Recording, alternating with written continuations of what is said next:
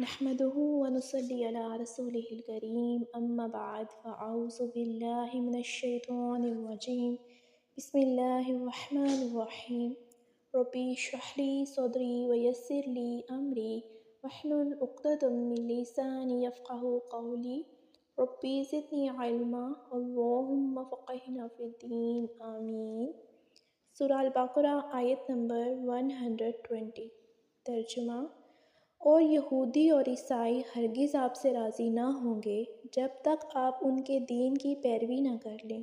تم فرما دو، اللہ کی ہدایت ہی حقیقی ہدایت ہے، اور اے مخاطب، اگر تیرے پاس علم آنے کے بعد بھی تو ان کی خواہشات کی پیروی کرے گا تو تجھے اللہ سے کوئی بچانے والا نہ ہوگا اور نہ کوئی مددگار ہوگا۔ اور یہودی اور عیسائی آپ سے ہرگز راضی نہیں ہوں گے یہاں تک کہ آپ ان کی ملت کی پیروی کریں۔ اللہ تعالیٰ نے نبی صلی اللہ علیہ وآلہ وسلم کو خبر دی ہے کہ یہود اور نصارہ آپ صلی اللہ علیہ وآلہ وسلم سے اس وقت تک راضی نہیں ہوں گے جب تک آپ صلی اللہ علیہ وآلہ وسلم ان کے دین کی پیروی نہ کریں، کیونکہ وہ اپنے دین کو ہی اصل حق سمجھتے ہیں۔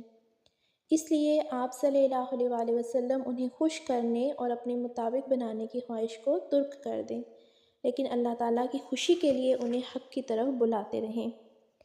یہ آیت اس بات کی دلیل ہے کہ یہود و نصارہ کے پاس ہدایت نہیں سوائے نفس کے، اور وہ دوسروں کو اسی کی طرف بلاتے ہیں، اور اس میں امت اسلامیہ کے لیے شدید وعید ہے کہ اگر قرآن اور سنت کا علم آ جانے کے بعد یہود و نصارہ کی راہ کو اپنائیں گے تو پھر اللہ تعالیٰ کے عذاب سے انہیں کوئی بھی نہیں بچا سکتا۔ یہودی اور عیسائی مسلمانوں سے حسد کرتے ہیں، اور انسان جس سے حسد کرتا ہے پھر اس سے کیسے راضی ہو سکتا ہے؟ یہودی اور عیسائی مسلمانوں سے راضی ہونے کے لیے صرف ایک قیمت مانگتے ہیں کہ مسلمان ان کی ملت کی پیروی کرے۔ آج کے دور میں بھی یہود اور نصارہ کو راضی کرنے کی کوششیں کی جا رہی ہیں، کہیں دین کا نیا ایڈیشن نکال کر اور کہیں ان کی شرائط کے مطابق چل کر۔ آپ کہہ دیں کہ یقیناً حقیقی ہدایت تو اللہ تعالیٰ کی ہدایت ہے، خود اللہ۔ یہاں پہ اس سے مراد اللہ تعالیٰ کا صحیح، سچا اور سیدھا دین ہے، جس کے ساتھ نبی صلی اللہ علیہ وآلہ وسلم کو مبعوث کیا گیا۔ اللہ رب العزت نے فرمایا، اور جو شخص اسلام کے علاوہ کوئی اور دین تلاش کرے گا تو اس سے وہ ہرگز قبول نہ کیا جائے گا۔ سورہ آل عمران آیت نمبر 85 تھی۔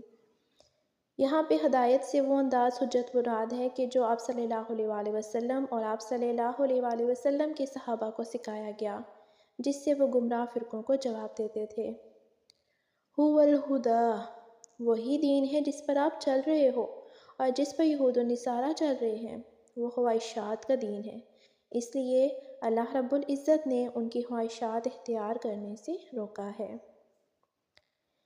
اس آیت میں نبی صلی اللہ علیہ وآلہ وسلم سے خطاب ہے کہ جس میں آپ صلی اللہ علیہ وآلہ وسلم کی امت بھی داخل ہے۔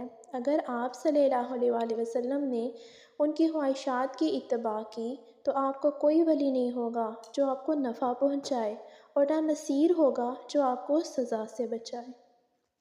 کوئی بھی آدمی اگر کسی انسان کی مرضی یا رائے کو مقدم کرنے کے لیے قرآن اور رسول اللہ صلی اللہ علیہ وآلہ وسلم کی سنت کو نظر انداز کر دیتا ہے تو اس آیت کے ضمن میں آئے گا، اور اس آیت میں موجود تحدید اور وعید اس کو شامل ہوگی۔